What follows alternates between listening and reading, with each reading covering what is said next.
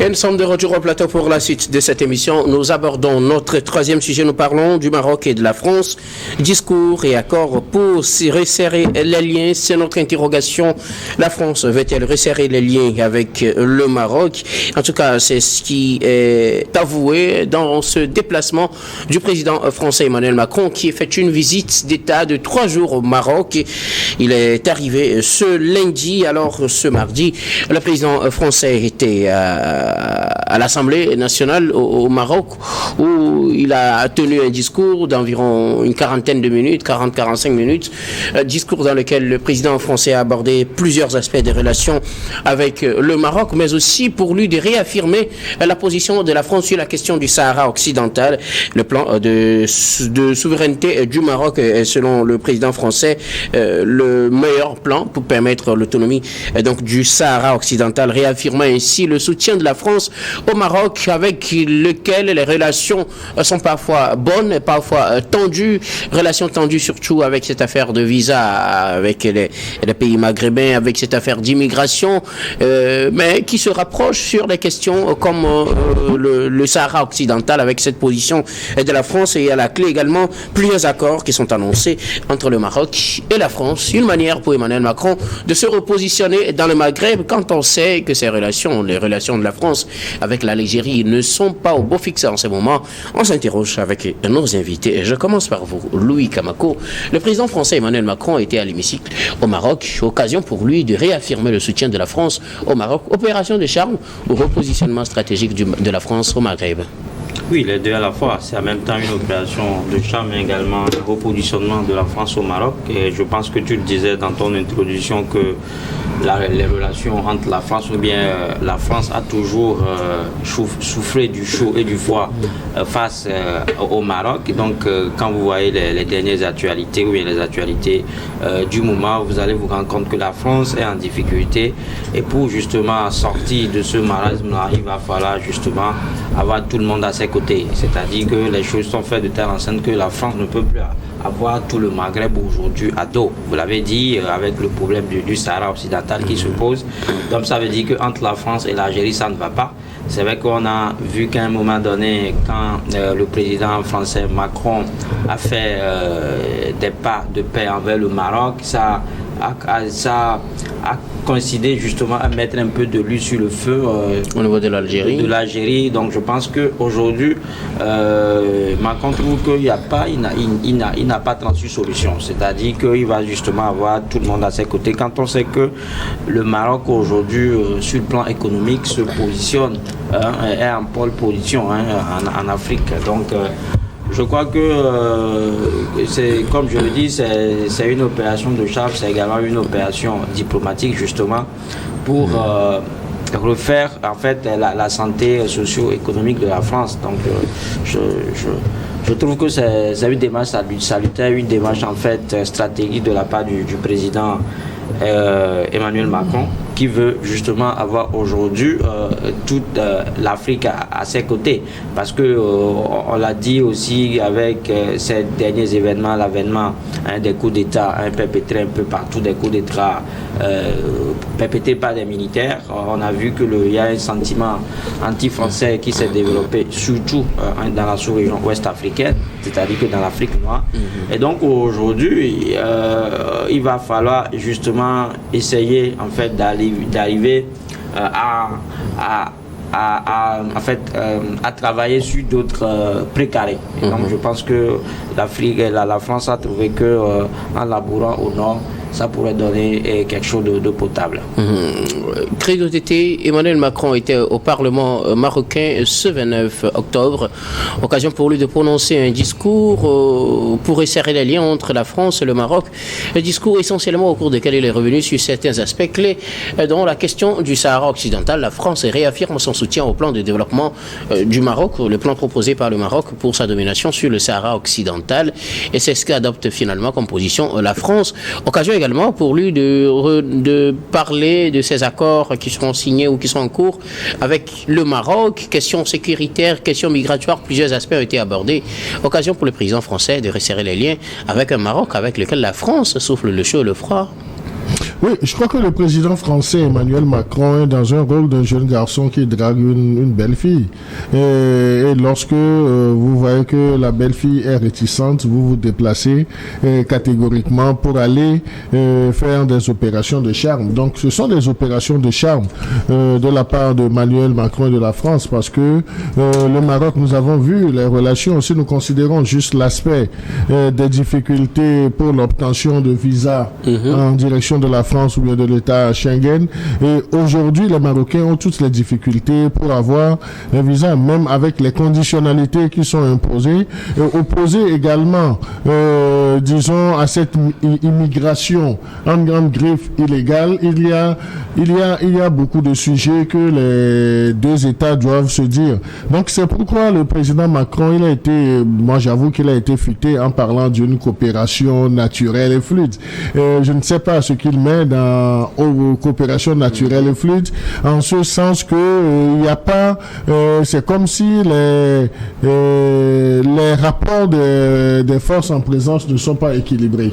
Les rapports de force en présence ne sont pas équilibrés, et comme la France est en train de perdre, disons, en Afrique occidentale beaucoup, donc la France ne voudrait pas que l'Afrique du Nord également puisse lui échapper. Maintenant, et vous allez voir avec les Marocains, même si vous allez sur la toile, le gros des problèmes c'est l'immigration, et la France a adopté une position assez intransigeante dans l'étude depuis la délivrance des visas. Cela frustre non seulement les citoyens marocains, mais frustre également au niveau du sommet de l'État. Donc c'est une posture qu'a adopté le président français juste pour aller draguer le roi du Maroc, pour lui dire que d'oublier tout ce qui s'est passé, nous allons redéfinir les choses. Et un aspect aussi très important, si la France dit combattre l'immigration illégale, cela justifie également la présence dans la délégation du président français d'un certain nombre d'investisseurs français qui sont partis. Donc on nous dit qu'ils vont aller sur le terrain de l'eau, sur d'autres terrains. Donc c'est dire que les projets vont naître, et les projets sont à destination de qui? Surtout de ces jeunes qui pensent que c'est la France, ils doivent obligatoirement venir en France pour essayer de se réaliser. Donc c'est une façon également pour dire nous pouvons combattre l'immigration illégale en fournissant ou bien en injectant beaucoup de nos ressources dans des projets qui vont retenir cette jeunesse-là au Maroc. Donc c'est une situation. C'est vrai, on nous a parlé des contrats d'accords à hauteur de 10 milliards d'euros. Ça, c'est des chiffres. Lorsque vous les écoutez, donc c'est assez mirobolant, mais il faudrait voir, est-ce que les 10 milliards d'euros là vont être totalement absorbés par les Marocains, ou bien il y aura les techniciens, les experts qui vont venir toujours de la France, qui vont prendre près la moitié ou bien les trois quarts même de ces 10 milliards pour dire nous avons renforcé les capacités de ces jeunes Marocains. Donc la question se pose. Donc aujourd'hui, la France doit considérer la position du Maroc. Et la position du Maroc, c'est que les relations avec la France aujourd'hui sont un passage vers une nouvelle ère dans les relations. Donc, un passage vers une nouvelle ère, cela suppose un respect mutuel entre la France et le Maroc. Et le président et le roi du Maroc, c'est vrai qu'il n'est pas volubile, il ne parle pas beaucoup, mais quand il tape du poing sur la table, c'est quelqu'un qui est tout le temps dans l'action. Sûrement que les renseignements français ont déjà eu des bribes d'informations, donc il va falloir aller dans la belle famille pour dire nous sommes venus pour calmer le jeu, voilà que nous allons faire cette forme de dot. Donc c'est l'image que je donne à ce déplacement du président Emmanuel Macron au Maroc. Sûrement que le Maroc qui est assimilé dans ce schéma à la belle famille, le Maroc gronde. Donc, celui qui veut avoir une belle fille dans cette famille est obligé de mobiliser toute la famille élargie, disons aux oncles, aux tantes, pour aller un temps soit peu amadouer le Maroc. Et c'est le schéma aujourd'hui qu'on peut décrire dans cette visite. Et vous allez voir que la France a même adressé une invitation au roi du Maroc pour que en 2025, l'année prochaine, et si le roi du Maroc peut faire un séjour officiel du côté de la France. Donc c'est une façon également de dire nous avons resserré nos liens. Mais est-ce que ça sera au bénéfice des populations des deux pays? Alors, Thierry Afanoukoui, le président français devant les députés marocains et les membres de la délégation française et les ministres également du gouvernement marocain a tenu un discours au cours duquel il a abordé plusieurs aspects en retournant sur l'histoire entre les deux pays, reconnaissant un peu cette vision à la française imposée aux Marocains dans les accords. Il prononce un discours dans lequel il promet un avenir peut-être plus radieux que ce qu'on a connu jusque-là. Il propose donc au Maroc un accord avec un partenariat d'exception renforcé entre les deux pays avec les prochaines générations, les 25 dans les prochaines années. Un livre lucide sur le passé mais aussi tourné vers l'avenir. Emmanuel Macron était-il en opération de charme, mais ou plutôt est-il venu régler un problème ponctuel? Parce que là, on se rend compte que au moment où le Maroc tente de se rapprocher, ou la France tente plutôt de se rapprocher du Maroc, elle prend le risque également de s'éloigner beaucoup plus de l'Algérie. Quand on sait que dans ce discours, Emmanuel Macron a réaffirmé la position chrysogène, disons-le comme cela, de la France sur la question du Sahara occidental qui a toujours divisé le Maroc et l'Algérie. Le président français est revenu là-dessus. Il a annoncé des accords qui seront signés au plan économique, mais aussi des faits d'histoire sur lesquels il faudrait se mettre finalement d'accord pour pouvoir avancer ensemble. Que fait réellement Emmanuel Macron? Alors, Emmanuel Macron cherche à se racheter. Voilà un président qui est en difficulté dans son pays, qui, depuis quelques années, est en difficulté en Afrique par rapport à sa politique étrangère. Vous convenez avec moi que en France, Emmanuel Macron se cherche et en Afrique, il ne fait pas les bonnes affaires de la France. Donc, il a réfléchi et il pense qu'avec le Maroc, il pourra se relancer. Mais moi, je crains ceci, parce que ce qu'il est en train de faire ou ce qu'il a fait au Maroc, je me dis qu'il a déjà essayé en RDC et au Rwanda. Quand il revenait à la France de prendre position dans ce qui se passe dans le Kivu congolais. Voilà. Emmanuel Macron, tantôt, quand il est à Kinshasa, il donne l'impression de soutenir Kinshasa. Et quand il se retrouve à Kigali, il donne l'impression de soutenir Kigali. Et vous avez vu, cela s'est déteint sur le dernier sommet de la francophonie où à un moment donné, Tshisekedi a dit niet et il n'a pas participé aux activités du sommet de la francophonie. Alors aujourd'hui, il est là, il caresse le Maroc. Parce que depuis qu'il est là, la France n'entretenait plus de bonnes relations avec le Maroc. Alors que bien avant lui, ses prédécesseurs ont essayé de corriger le passé qu'il y a entre la France et le Maroc.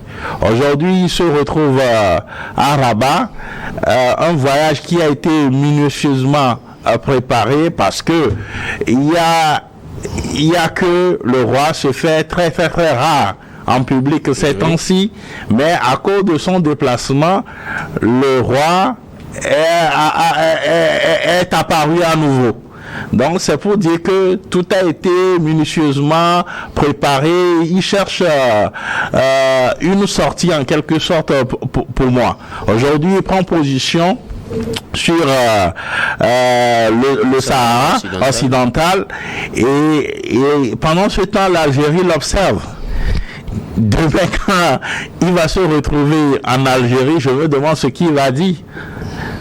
Donc, attendons de voir. Lui, il est en difficulté et il cherche une porte de sortie comme je l'ai expliqué. Mais ce soutien qu'il a apporté au Maroc est très important parce que le Maroc autre attendait ce soutien-là depuis. Et ça fait une belle affaire pour le Maroc. Maintenant, est-ce que ce qui s'est passé avec toute cette série d'accords qui a